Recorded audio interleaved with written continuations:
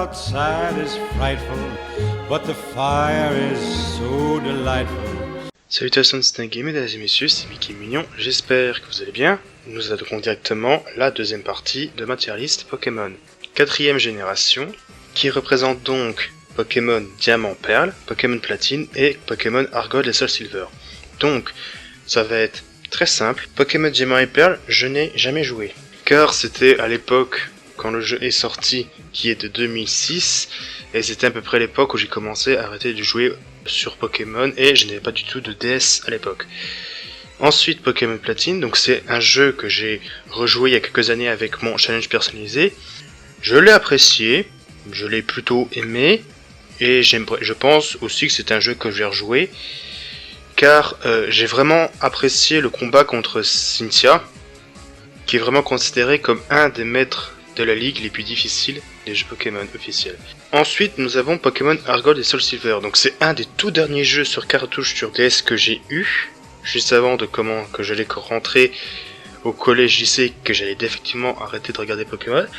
Pokémon Argold et Soul Silver, c'est les jeux de la deuxième génération avec les graphismes de la 4ème génération.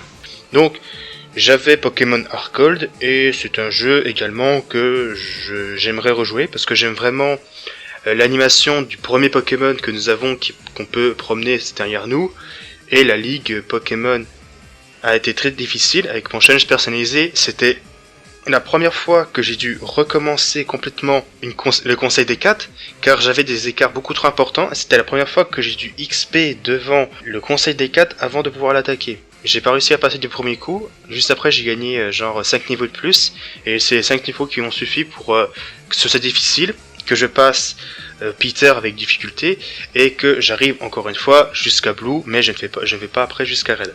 Ensuite, nous avons la 5ème génération, avec Pokémon Noir et Blanc et Pokémon Noir de Blanc 2.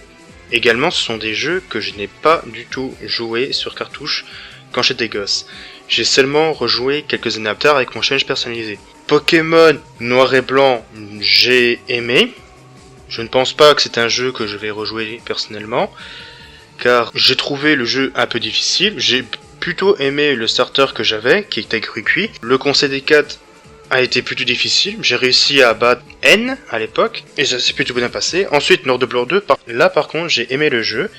Je ne crois pas que je l'ai fini, mais franchement, c'est un des jeux qui me donne envie de rejouer, parce que juste après que j'ai fini Humor 2, j'ai directement attaqué Noir de Blanc 2. Par contre, juste après avoir fait les autres jeux et que potentiellement Noir de Blanc 2, je vais rejouer, je pense, sûr et certain, que je vais plus apprécier. Et enfin, nous allons attaquer la 6ème génération avec Pokémon XY et Pokémon Ruby Omega et Saphir Alpha. Pokémon XY, c'est un jeu que j'ai acheté en location avec une 3DS il y a 3 ans, je pense. Et franchement, XY, j'apprécie vraiment, et je pense que c'est un des tout premiers jeux que j'aimerais rejouer. Car j'ai la cartouche, donc c'est très facile pour moi de rejouer comme on était gosse. Et j'ai vraiment aimé la 16ème génération sur un seul point. La méga évolution, vraiment le meilleur ajout Pokémon, toute génération confondue. Il n'y a aucun débat là-dessus. Et quand, juste après Ruby Omega Saphir Alpha, on utilise la 3ème génération avec une nouvelle histoire, l'épisode Delta qui est juste insane, avec en plus des méga évolutions des Pokémon de la 3G, Ruby Omega Saphir Alpha, mais meilleur jeu de très loin. Aucun débat là-dessus.